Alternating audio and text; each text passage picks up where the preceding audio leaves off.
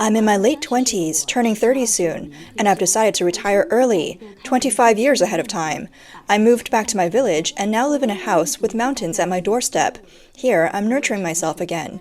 I prefer being alone in this place because my family is genuine, and the flowers and plants in my garden are sincere. Everything I receive from them is honest.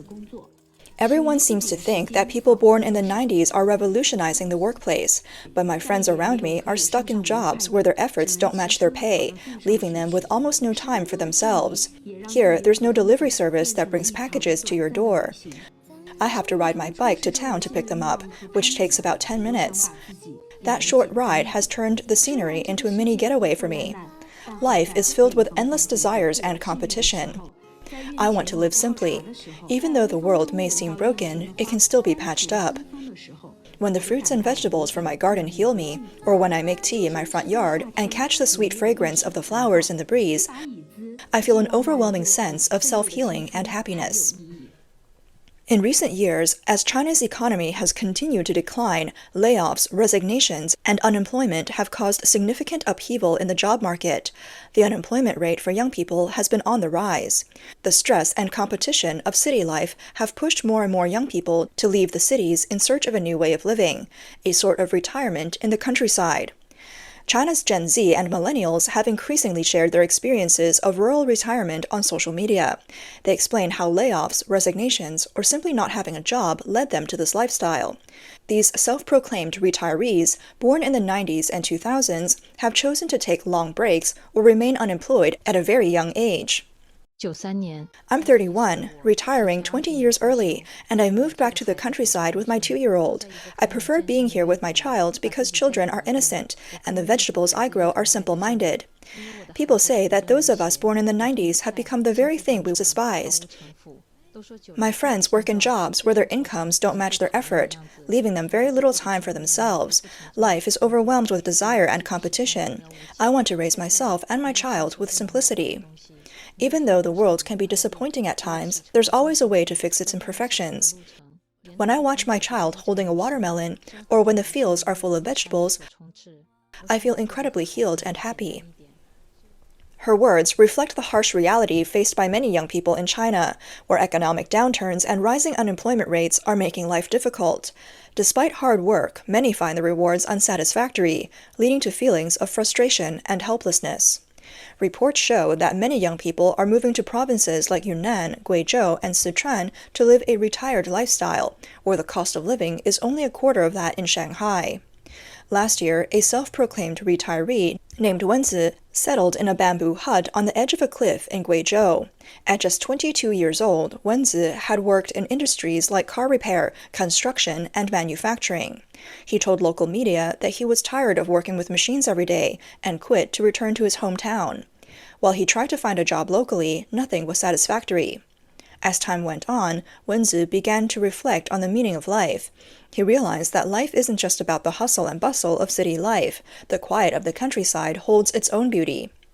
Analysts suggest that as the pressures of city life become suffocating for young people, the simplicity and peace of rural life are becoming more appealing. Many young people are considering retiring to the countryside for a slower, more relaxed lifestyle. This trend is not a coincidence, but rather the result of several factors. First, the cost of living in rural areas is much lower. In cities, housing, living, and transportation costs continue to rise, while rural areas offer more affordable living conditions. For young people who have lost a steady income, moving to the countryside not only reduces financial stress, but also provides them with a means of survival. Second, the natural environment and human connections in rural areas are relatively simple and harmonious. Compared to the fast-paced city life, rural areas allow young people to appreciate the beauty of nature and the warmth of human relationships. During the pandemic, many realized that health and mental well-being are the most important aspects of life. The countryside offers a space where they can relax and distance themselves from the noise and anxiety of city life. Professor at Hong Kong Polytechnic University, Cheng Chi-Nian, explains that China's struggling economy is making it especially hard for young people to find jobs. This year, China has a record-breaking 11.8 million university graduates entering the job market, intensifying competition and leading to the devaluation of university degrees. New graduates have little experience, which further decreases their chances of finding employment. On September 20th, China's National Bureau of Statistics released unemployment data for August, showing that the unemployment rate for 16 to 24-year-olds in urban areas, excluding students, was 18.8%, a 1.7% increase from July, setting a new high for the year. The unemployment rate for 25 to 29-year-olds was 6.9%, a 0.4% increase from July. For those aged 30 to 59, the unemployment rate remained at 3.9%. The nationwide urban unemployment rate, regardless of age, stood at 5.3% in August, up 0.1% from July, reaching a 6-month high. However, official data from China often hides the true situation, and the numbers may be worse. Currently, China's gig economy is growing rapidly, with over 200 million people now engaged in flexible employment, like meal delivery, making up 14.3% of the country's total workforce. The number continues to grow at a rate of 8% annually. Despite this, there's an oversupply in flexible jobs. This year, more than 10 cities in China have issued warnings, advising unemployed citizens not to rush into becoming ride-hailing drivers. The wave of layoffs has even reached government sectors, which were once considered rice bowls. Some people are now saying that these secure jobs have turned into paper rice bowls. Last year, Beijing announced a 5% cut in its workforce, resulting in thousands of layoffs according to official announcements and media reports. Earlier this year, Henan province also laid off 5,600 people. Since 2022, Shandong province has let go of nearly 10,000 employees. Recently, the province decided to turn public institutions into enterprises, impacting 100,000 public employees who have now become corporate workers. Experts suggest that this move reflects the financial strain local governments are facing, hoping that transforming public institutions into businesses will ease the burden of supporting these employees.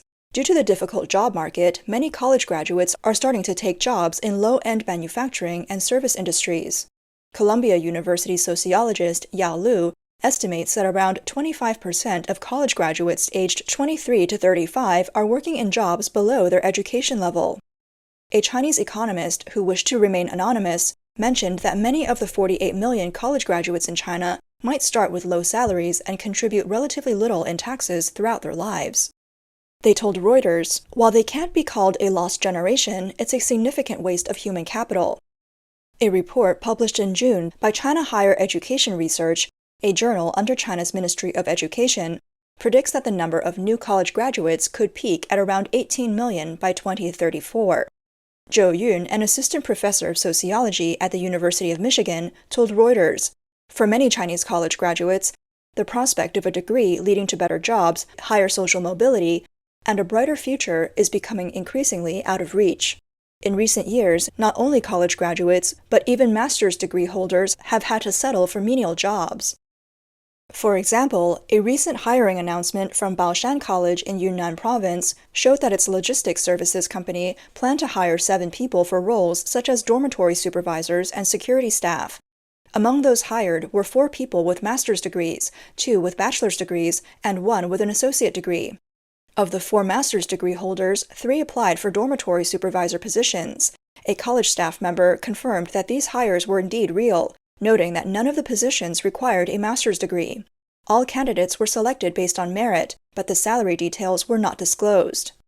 Among the top 15 applicants for the dormitory supervisor position, 6 held graduate degrees. Based on their exam scores, the top 3 were selected.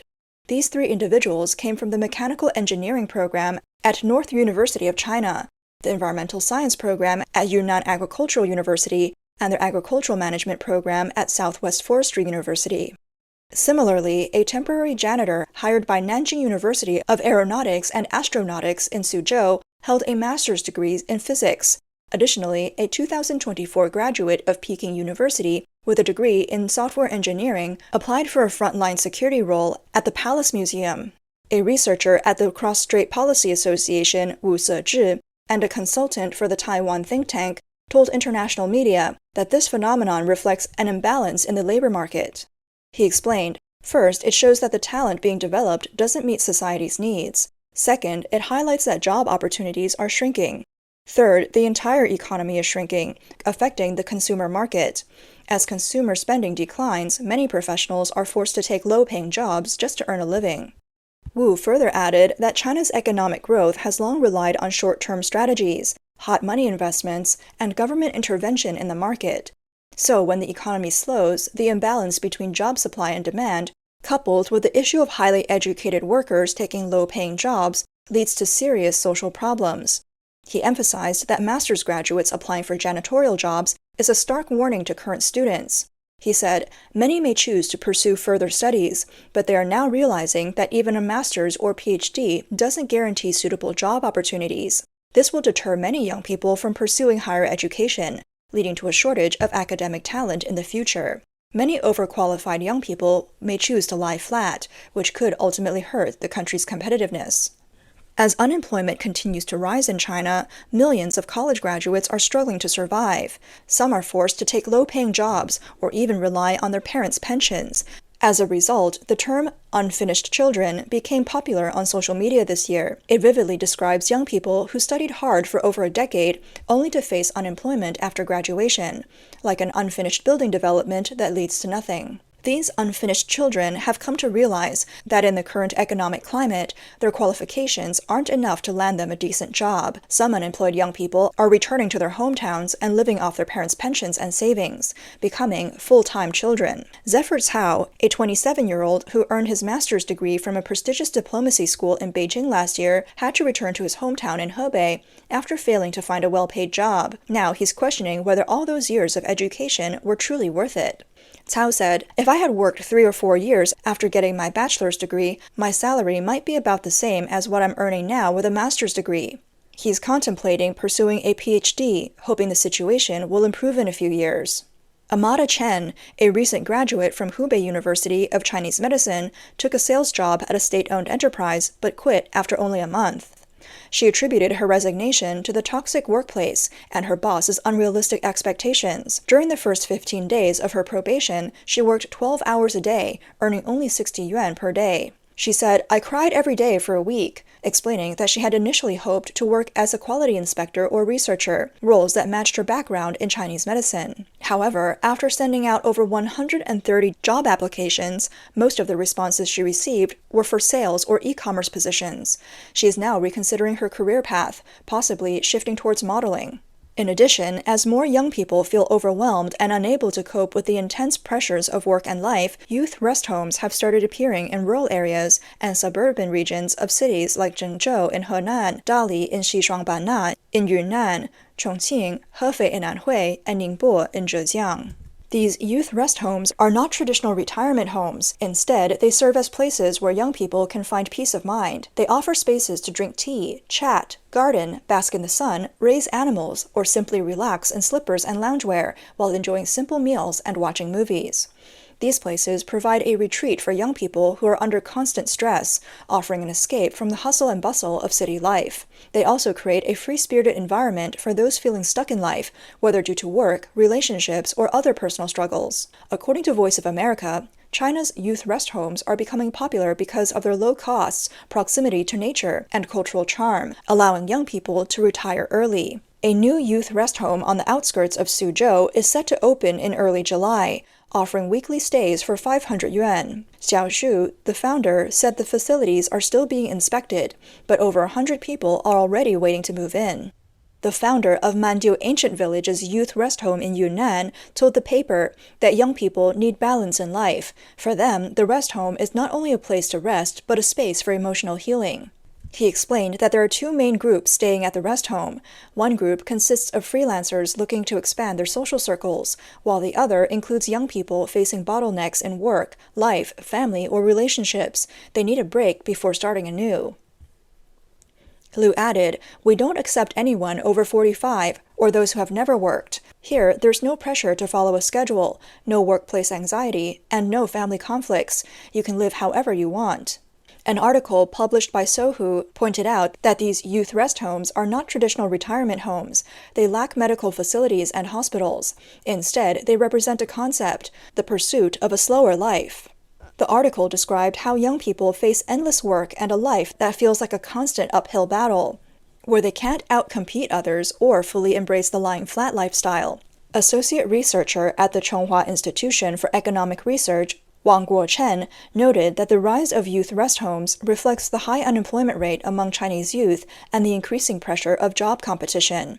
Faced with low wages, unaffordable housing, and the impossibility of starting families, young people are opting to lie flat. He believes that youth rest homes won't last in the long term unless young people rely on their parents financially. Without working, these homes require money, and without an economic foundation, this model doesn't make sense economically. Over time, it could negatively impact China's economy.